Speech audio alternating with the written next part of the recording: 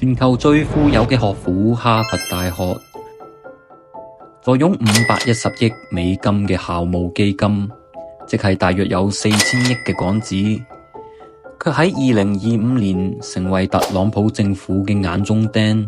Harvard. I think Harvard's a disgrace. I think what they did was a disgrace. They're obviously anti-Semitic. 凍結資金、取消免稅，甚至驅逐國際學生。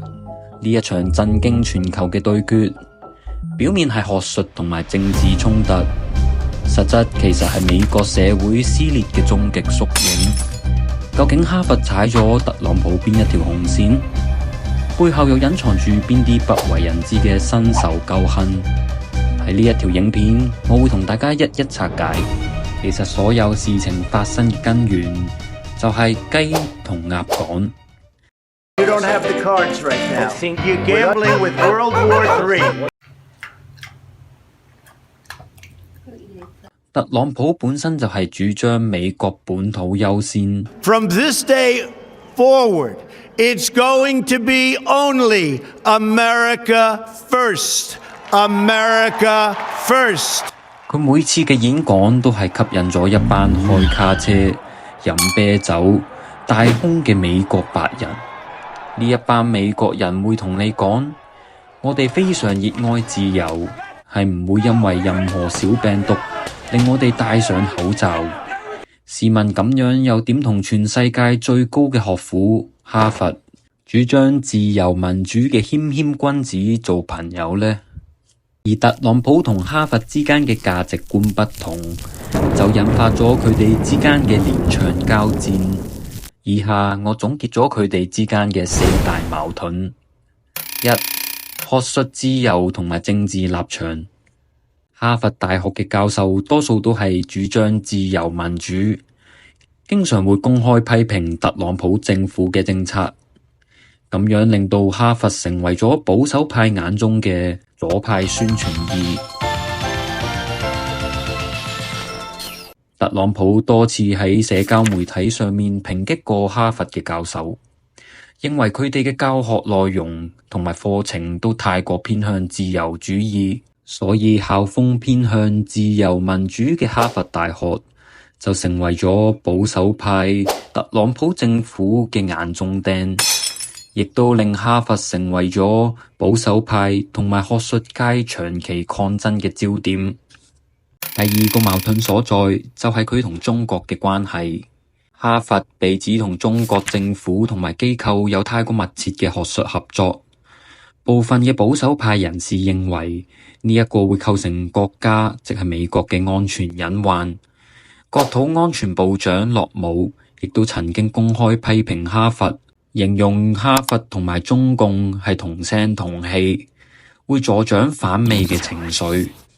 Harvard brought these consequences upon themselves. Harvard has a history of allowing not just protests, but violent protests where students were assaulted, they were discriminated against, they were verbally abused, and they've even facilitated a training for a paramilitary group affiliated with the CCP. So it's not just pro-Hamas activities that they have allowed to have happen on their campus. They've also allowed participation with communist China.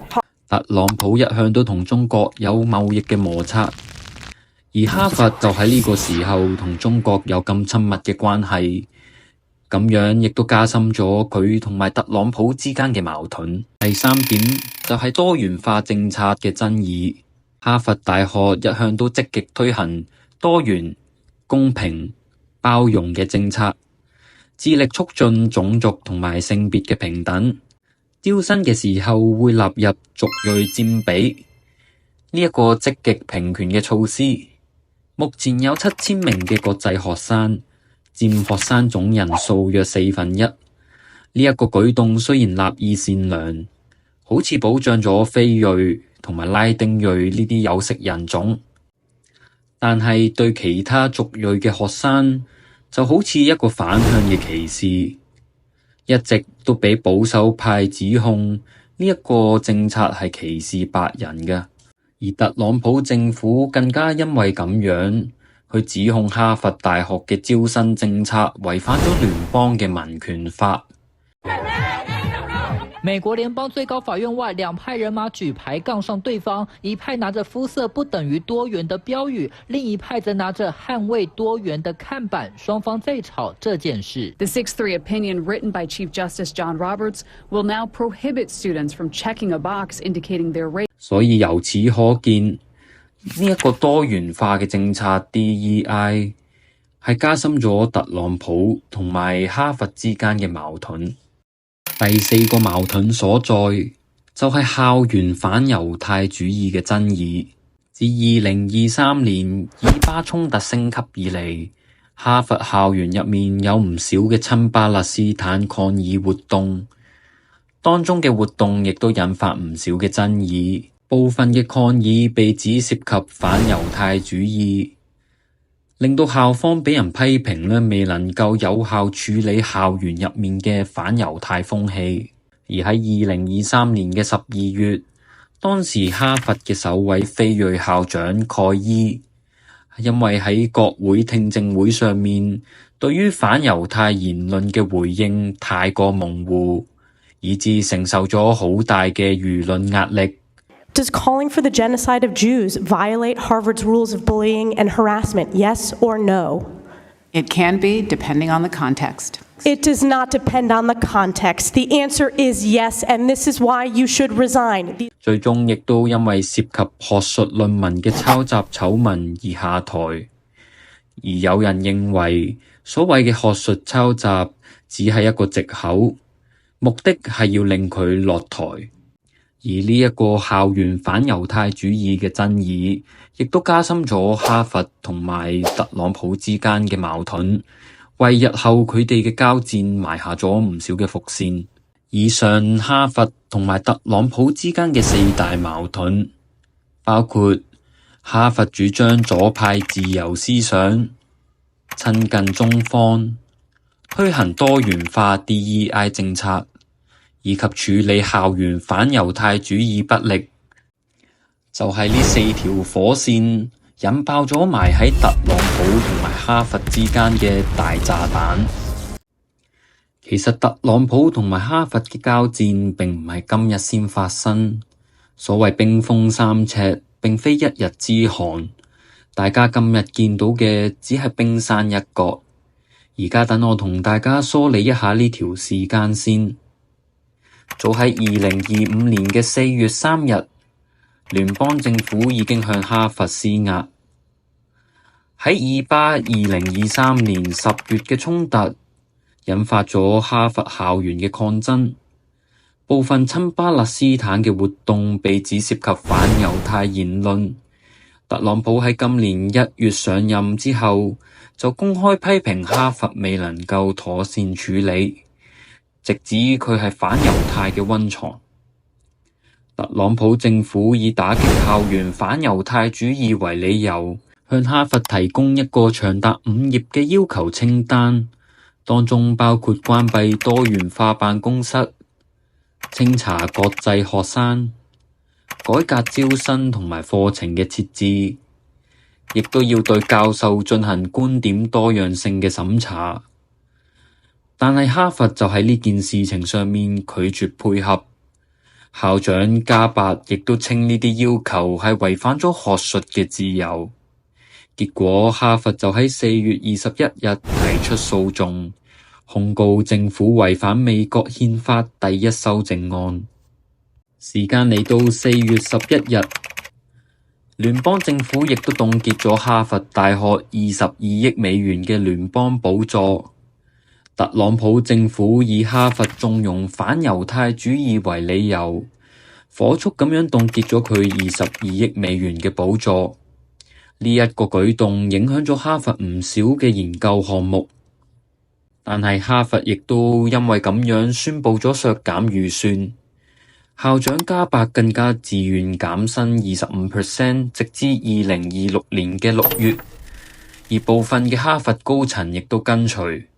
雖然呢啲嘅減薪行動唔會對哈佛被凍結22億美元嘅聯邦補助有啲咩嘢嘅幫助，但係唔少人認為呢一項嘅舉動係哈佛大學嘅高層、校長、對於橫蠻無理嘅特朗普政府嘅一個無聲抗議。時間去到4月15日，特朗普威脅取消哈佛嘅免稅地位。特朗普話哈佛已經成為政治實體，並唔係一個教育機構，威脅取消佢嘅免稅資格。呢一個舉動可能會重創哈佛嘅校友捐款，同埋會影響佢嘅校務基金運作，嚴重咁樣打擊咗哈佛嘅收入來源。但係哈佛對於咁嘅舉動仍然堅決咁樣唔妥協，佢動員校友同埋法律界嘅支持，準備咗進一步嘅法律抗爭。時間嚟到5月14日，政府進一步凍結咗哈佛4.5億美元嘅資金。特朗普政府以嚴重歧視問題為理由，再次凍結咗哈佛大學約4.5億美元嘅資金，連埋之前凍結嘅22億聯邦補助，哈佛被凍結嘅資金已經嚟到26.5億美元。面對特朗普政府嘅步步進逼，哈佛大學亦都冇退讓。對於今次凍結資金嘅事情，佢宣布咗更加多嘅成本削減措施嚟到應對，令到學術界嘅研究同埋教學嘅資源受到進一步嘅限制。時間嚟到5月22日，政府撤銷哈佛國際學生嘅招生資格。國安部長洛姆以哈佛助長暴力、反猶太以及同中共合作為理由，宣布咗終止哈佛嘅學生與交流訪問學者計劃，俗稱 SEVP 嘅認證，禁止哈佛招收國際學生，並且要求現有嘅6800名國際學生轉學或者離境。但係1日之後，哈佛就向波士頓聯邦法院提出訴訟，指控特朗普政府嘅行為係違反咗美國憲法嘅第1修正案。喺同日，聯邦法官亦都裁定暫緩執行禁令。最新嘅事情發展，聯邦法官已經暫緩執行禁令，但係法律戰恐怕會持續到去2026年嘅總統中期大選。等我喺度做一個小小嘅總結。其實呢一件事情，哈佛同埋特朗普之間嘅戰爭，就係源於佢哋喺意識形態上面嘅不同。其實呢一件事情嘅本質係美國精英同埋民粹、全球化同埋本土主義之間嘅對決。當特朗普再次嗌出讓美國再次強大，而哈佛就堅持知識無國界，到底最後邊個可以贏？答案或者唔喺法庭，要到2026年中期大選嘅選民票箱入面，我哋先至可以揾到答案。其實你認為特朗普打壓哈佛係正義之舉，定係政治嘅報復？歡迎大家留言話畀我聽。記住要訂閱我哋嘅頻道，撳埋嗰個鐘仔，追蹤呢一場世紀之戰嘅後續發展。多謝大家收睇，我哋下次再見。